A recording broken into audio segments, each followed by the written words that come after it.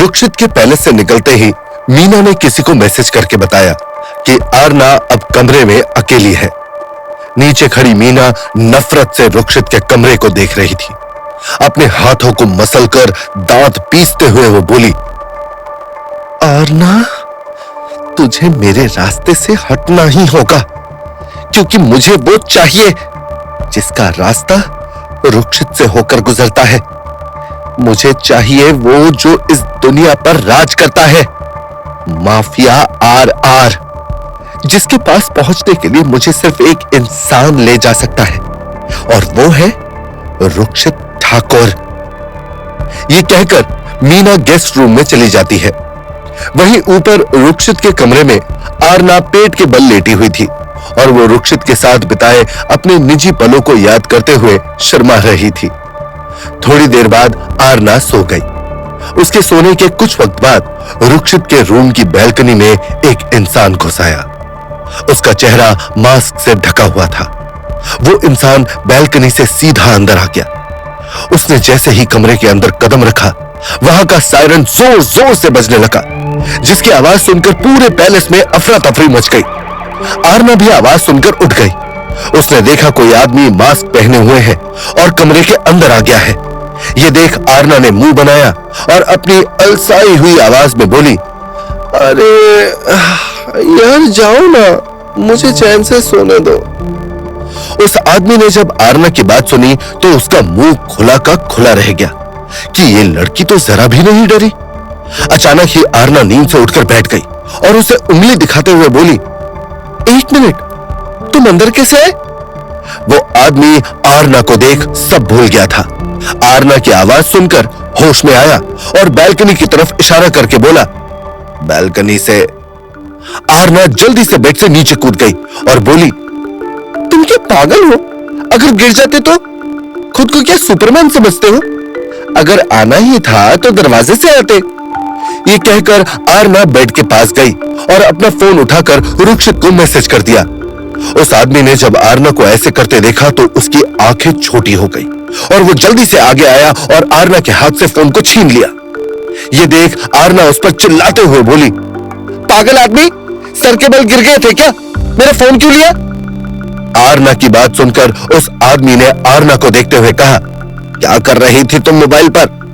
नाच रही थी, पागल आदमी, आरना ने चिढ़कर कहा।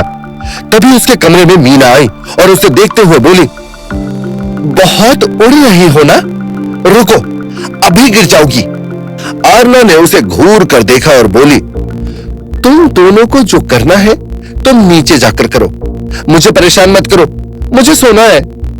ये कहकर आरना बेड पर बैठ गई और जैसे ही वो सोने वाली थी, मीना ने उसका हाथ पकड़ लिया और उसे सीधा खड़ा करते हुए बेड से उठाते हुए बोली, अब तुम यहां से जाओगी, हम नहीं। ये देख आरना ने उसे घूर कर देखा और बोली, ओ मेरे शैतान जी, आपकी बच्ची अब शैतानी करेगी। ये कहकर आरना ने मीना के बम पर लात दे मारी। आरना के ऐसा करते ही मीना कुछ कदम आगे चली गई और मुंह के बल गिर गई। ये देख वो आदमी आगे आया और आरना को पकड़ना चाहा, पर आरना ने उसे भी मारा। उसने उन दोनों को मारते हुए कमरे की काफी चीजें तोड़ दी थी। तभी बहुत से गार्ड्स कमरे में आए और उन दोनों को पकड़ लिया। आरना बेड पर बैठ गई और सबको देखते हुए बोली, जब तक रुक्ष नहीं आ जाते कोई मुझे नींद से नहीं उठाएगा, सब समझ गए ना? सब ने एक साथ सर हिलाया और मीना और उस आदमी को लेकर चले गए। कुछ ही देर में पैलेस के बाहर ढेर सारी गाड़ियां आकर रुक गई। रुक्षित गाड़ी में से निकला और तेजी से अंदर चला गया। उसने देखा पूरे पैलेस में शांति पसरी हुई है। ये देख रुक्षित का दिल तेजी से धड़कने लगा। उसने अपनी गर्दन पर बुरी तरह से हाथ फिराया और बोला, न डरावना है रुक्ष, बिल्कुल आपकी तरह। रुक्षित ने उसे ले जाकर अपनी बड़ी सी चेयर के पास खड़ा कर दिया और खुद शान से उसके ऊपर बैठ गया। तभी एक गार्ड ने आगे आकर उसके पास ही एक और चेयर रख दी और उसमें आरना बैठ गई। उसके बैठते ही एक गार्ड आगे आया और उसने रुक्षित के हाथ में जली हुई सिगार पकड़ा दी और उसके सामने रखे टेबल पर वाइन का ग्लास भरकर साइड में खड़ा हो गया। रुक्षित ने अपना एक हाथ आरना के कंधे पर रख दिया और दूसरे हाथ में सिगार थी। रुक्षित ने सिगार का लंबा कश लिया और सर घुमाकर उस धुएं को आरना के मुंह पर धीरे धीरे छोड़ने लगा। रुक्षित के ऐसा करने पर आरना को जोर से खांसी आ गई। ये देख रुक्षित ने जल्दी से सिगार को नीचे रख दिया और आरना की पीठ को सहलाने लगा। आरना ने रुक्षित को बुरी तरह से घूर कर देखा और बोली, रुक्षित, आओ मेरी आंखें। रुक्षित ने उसका सर अपने हाथों से पकड़ा और उसकी आंखों पर धीरे धीरे फूंक मारने लगा। फिर उस जली हुई सिगार को देखते हुए गहरी मुस्कान के साथ बोला, कहा था ना तुझमें वो नशा नहीं जो मेरी महबूबा में है। आरना रुक्षित को अजीब नजरों से देखने लगी। रुक्षित ने वाइन का ग्लास उठाया और अपने मुंह पर लगा दिया। उसने वाइन को एक झटके में पी लिया और एक गार्ड को इशारा किया। उसका इशारा मिलते ही वो गार्ड वहां से चला गया और कुछ देर बाद मीना और उस आदमी को लेकर आ गया। मीना ने जब आरना को रुक्षित के बाजू में देखा तो उसे बहुत गुस्सा आ गया और उसके मुंह से नफरत से कुछ शब्द निकले। रखेल कहीं की। मीना के शब्द जैसे ही रुक्षित के कानों में पड़े, वहां का माहौल एकदम से सर्द हो गया। इतना कि सबको घबराहट महसूस हो रही थी। उसकी आंखें एकदम डरावनी हो गई। उस शैतान की बॉडी की नसें फूल गई थी, इतनी कि ऐसा लग रहा था बस अभी वो फट ही जाएगा। वो बेहद डरावना और खतरनाक नजर आ रहा था। आरना को महसूस हो रहा था कि यहाँ का माहौल अब सही नहीं है। उसे खतरे का आभास हो रहा था, जैसे यहाँ अब कुछ डरावना, बहुत डरावना होने वाला हो। अभय और उस लड़के की मौत से भी ज्यादा बेदर्दी होने वाली थी यहाँ। तभी रुक्षित की रूह कपा देने वाली आवाज सबके कानों में पड़ी। तेरी हिम्मत कैसे हुई मेरी धड़कन को रखेल कहने की? ये कहते ही मीना के मुंह में जाकर खंजर फंस गया और उसके दर्द से तड़पती भयानक चीख उस बेसमेंट में गूंज गई। रुक्षित की इतनी डरावनी आवाज सुनकर और अपने सामने अचानक हुए इस हमले से आरना बुरी तरह से कांप उठी। उसका पूरा शरीर डर से कांप रहा था। मीना के मुंह से लगातार खून निकल रहा था। यह देख आरना जल्दी से उठी और मीना के पास भागकर चली गई और उसे पकड़ते हुए रोते हुए बोली, रुक्ष, आपने ये क्या किया? अब वो बोलेगी कैसे? जल्दी से इसे हॉस्पिटल लेकर चलते हैं। आरना की बात सुनकर रुक्षित को बहुत गुस्सा आ गया। उसने अपनी सख्त आवाज में चीखते हुए कहा, इसीलिए ही उसके मुंह पर ताला लगा दिया ताकि वो कुछ बोल न सके। उसकी हिम्मत भी कैसे हुई तुम्हें इतना गंदा वर्ड बोलने की? रुक्षित की बात सुनकर आरना ने मीना को देखा जो दर्द से तड़प रही थी। उसने उसके मुंह से खंजर को निकाला और उसे फर्श पर लिटाते हुए बोली, रुको, मैं कुछ करती हूं। रुक्षित अपनी जगह से उठ गया और आरना के पास जाकर उसका हाथ कसकर पकड़ लिया और उसे उठने नहीं दिया।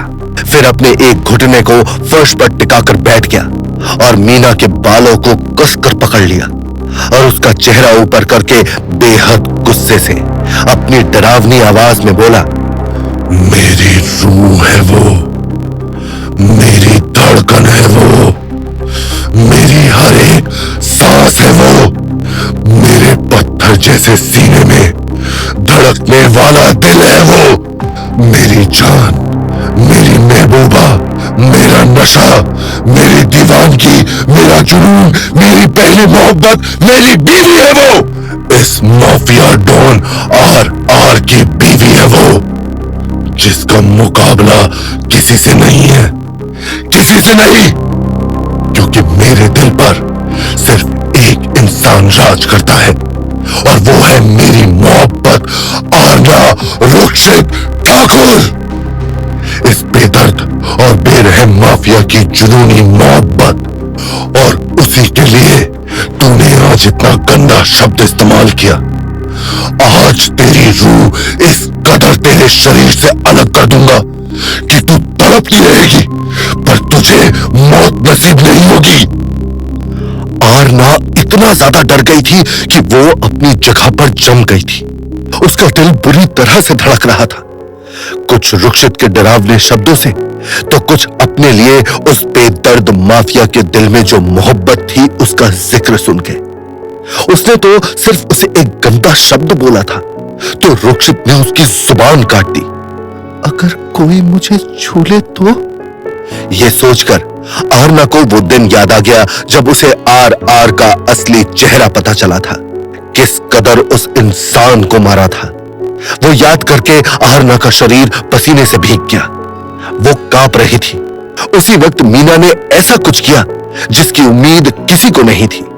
सब हैरानी से उसे देखने लगे, लेकिन रुक्षित, उसकी तो मानो सांस ही रुक गई। इतनी बुरी हालत होने के बाद भी मीना ने ऐसा क्या किया? क्या होगा मीना का अंजाम? जानने के लिए जरूर। रुक्षित और आरना एक दूसरे में पूरी तरह से खोए हुए थे कि तभी उनके रूम के दरवाजे पर किसी ने नॉक किया, जिसे सुनकर आरना जैसे होश में आई और उसने अपनी आंखें खोल दी। और जैसे ही उसने रुक्षित का चेहरा देखा, उसकी बुरी तरह से चीख निकल गई। आरना का दिल मानो उसके मुंह में आ गया हो। रुक्षित का चेहरा एकदम से डार्क हो गया था। वो गुस्से से एकदम खूंखार भेड़िया जैसा दिख रहा था। उसके जबड़े कसे हुए थे और उसके माथे की नसें गुस्से की वजह से उभरकर बाहर आ गई थी। अपने चेहरे के इतने पास रुक्षित का इतना डरावना रूप देखकर ही आरना की चीख निकल गई। उसने कसकर अपनी आंखें बंद कर दी। रुक्षित ने आरना को अपने से दूर कर दिया और जोर से दरवाजे पर लात मार दी। रुक्षित ने गुस्से में इतने जोर से मारा था कि पूरा दरवाजा ही हिल गया। कितनी बार कहा है कि डिस्टर्ब नहीं करना, डिस्टर्ब नहीं करना, लेकिन इन लोगों के दिमाग में कोई बात चढ़े तब ना। रुक्षित ने दांत पीसते हुए गुस्से में कहा और इसी के साथ रुक्षित ने तेजी से रूम का दरवाजा खोल दिया। बाहर खड़े रामू और जैक उसे देखकर डर गए। ये नजारा देखकर आरना कमरे से बाहर भाग गई और चिल्लाने लगी, भागो भागो, शैतान आया, भागो, अपनी जान प्यारी है तो भागो। रामू और जैक अभी वहीं खड़े थे। वो दोनों थर थर कांप रहे थे। आरना की बात सुनकर उन दोनों ने रुक्षित को देखा। जैसे ही उनकी नजर रुक्षित के डरावने चेहरे पर गई, उन दोनों का पूरा बदन डर के मारे अकड़ गया।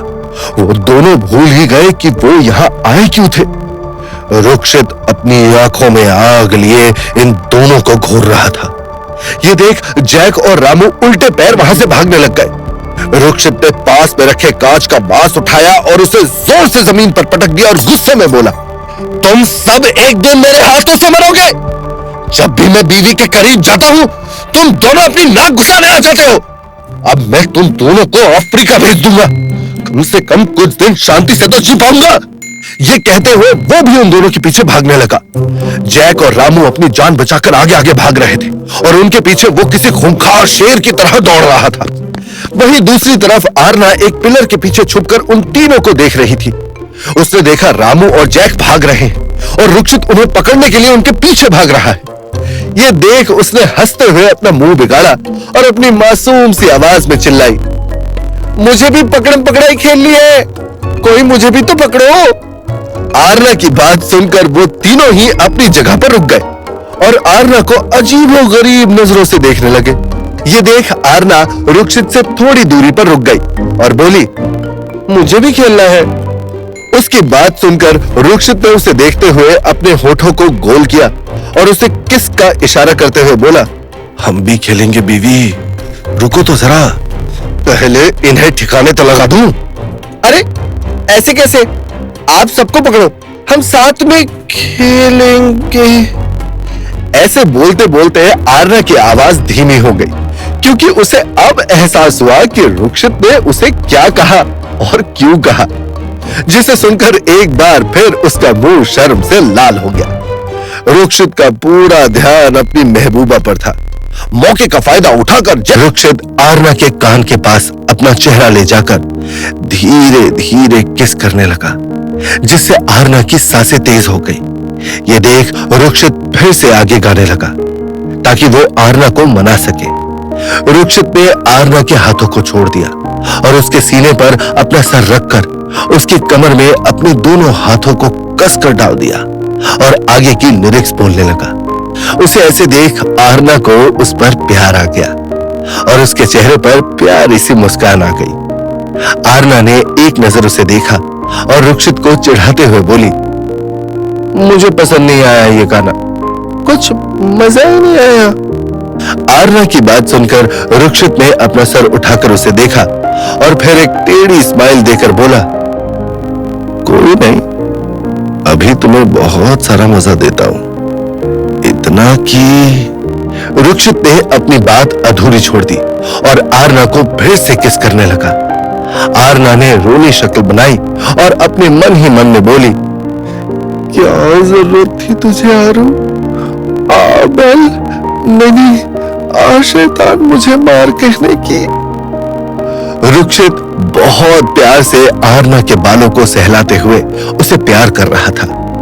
आरना की सांसें तेज चल रही थी, जिससे कुछ ही मिनट में उसको सांस लेने में दिक्कत होने लगी, जिसे देख रुक्षित ने आरना के कान को काटते हुए अपनी हसीन आवाज में बोला, अब देखना अपने माफिया आरआर के जुनून में डूबी हुई मोहब्बत, जो तुम्हारे रोम रोम को कांपने पर मजबूर कर देगी। ये कहकर रुक्षित उसकी गर्दन को शिद्दत से किस करने लगा। आरना उसकी बात सुनकर गहरी सांसें लेते हुए बोली, माय माफिया डॉन, आप मुझे डरा रहे हैं या फिर प्यार कर रहे हैं? रुक्षित ने कातिल मुस्कान लिए कहा, दोनों ही कर रहा हूं महबूबा। रुक्षित की बात सुनकर आरना मुस्कुराने लगी और उसके बालों को अपनी मुट्ठी में पकड़कर अपनी मदहोश कर देने वाली आवाज में बोली, यू नॉटी। और इतना कहकर उसने रुक्षित के कंधे पर हौले से काट लिया। आरना की ऐसी हरकत देखकर रुक्षित तो जैसे दीवाना हो गया। इतने दिनों की लंबी जुदाई और ना जाने कितने आंसुओं और तकरार के बाद उसकी महबूबा अब जाकर धीरे धीरे पहले की तरह नॉर्मल हो रही थी। ये महसूस करते हुए रुक्षित के दिल में ठंडक और सुकून की मानो हवाएं चलने लगी थी। दोनों ही एक दूसरे से प्यार मोहब्बत से भरपूर लड़ाई करते हुए अपने इन बेहद हसीन लम्हों को खुलकर जी रहे थे। करीब 2 घंटे बाद रुक्षित बेड पर लेटा हुआ था और आरना उसके सीने के ऊपर अपना सर रखकर लेटी हुई थी। रुक्षित उसके बालों को सहला रहा था और आरना थक कर अपनी आंखों को मूंदे इस पल के खूबसूरत एहसास को शिद्दत से महसूस कर रही थी। आरना की गर्म सांसें रुक्षित के सीने पर टकरा रही थी। दोनों के बदन ब्लैंकेट से कवर थे। तभी रुक्षित का फोन रिंग हुआ। रुक्षित ने फोन उठाकर देखा तो उसे रामू का फोन आ रहा था। रुक्षित ने फोन उठाकर कान पर लगाया। रामू उधर से सीरियस टोन में बोला, बॉस, एक अर्जेंट प्रॉब्लम हो गई है, आपको आना पड़ेगा। रुक्षित ने उसे सिर्फ कहा और फोन रख दिया। आरना ने रामू की बात सुन ली थी। उसने रुक्षित की ओर सवालिया निगाहों से देखा तो रुक्षित ने उसके माथे पर चूम लिया और बोला, तुम आराम करो, मैं अभी आया। आरना ने उसे कुछ नहीं कहा और उसके साइड में करवट बदल कर लेट गई। रुक्षित उठा और उसने जाकर शावर लिया और कपड़े चेंज करके पूरी तरह से रेडी होकर आरना के पास आया और उसके माथे पर किस करते हुए बोला, अपना ध्यान रखना और कोई शैतानी नहीं बच्ची। ये कहकर रुक्षित तेजी से वहां से चला गया। उसके जाते ही आरना ने भी उठकर शावर लिया और कपड़े चेंज करके सो गई। नीचे जब मीना ने रुक्षित को जाते हुए देखा तो उसने किसी को मैसेज किया, वो घर पर अकेली है, जल्दी आना। ये कहकर मीना शैतानियत की हंसी हंसने लगी। क्या मीना कोई खतरनाक षड्यंत्र रच रही है? किसको मैसेज किया उसने? क्या होने वाला है अब आगे? जानने के लिए सुनते रहिए ये अनोखी कहानी सिर्फ